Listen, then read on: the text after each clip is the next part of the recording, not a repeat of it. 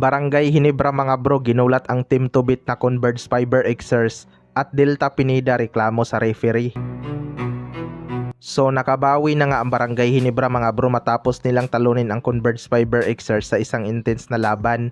Maganda nga ang naging simula ng Converge mga bro at kontrolado nila ang laban sa first half.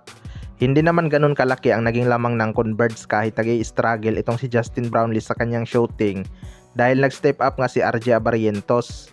Pero pagdating ng third quarter mga bro, dito na nga bumanat ang Barangay Hinebra at under 5 minutes nakuha na nila ang lamang. Bigla kasing nag-init ang shooting ni Justin Brownlee beyond the arc. Ginulat nga ng Barangay Hinebra ang team to beat na Converge Fiber Xers noong dulo. Although montek pa ngang mabigo ang Barangay Hinebra dahil under 1 minute, 2 points lang ang lamang ng Barangay Hinebra. Mabuti na lang at nag-turnover ang Converge. May chance pa naman sana silang maitabla ang laban matapos mamintis ni Justin Brownlee ang kanyang dalawang free throw. Pero tumira nga ng wild shot itong si Alex Stockton. Kaya isa ito sa mga sinisisi na naman ng mga fans. Pwede nga sanang kay Mikey Williams yun dahil mas mataas nga ang percentage ni Mikey Williams sa mga clutch shots.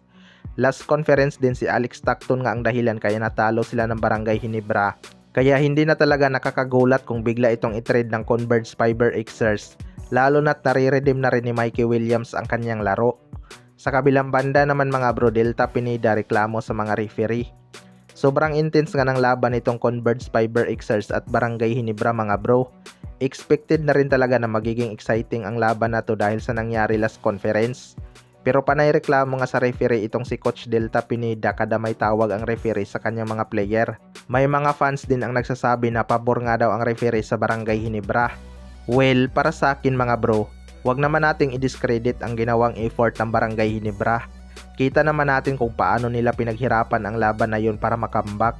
Kung totoosin, may konting bias pa nga ang referee sa Converge. Hindi nga tinawagan ng technical foul itong si Alex Stockton matapos itong mag-second motion kay Justin Brownlee.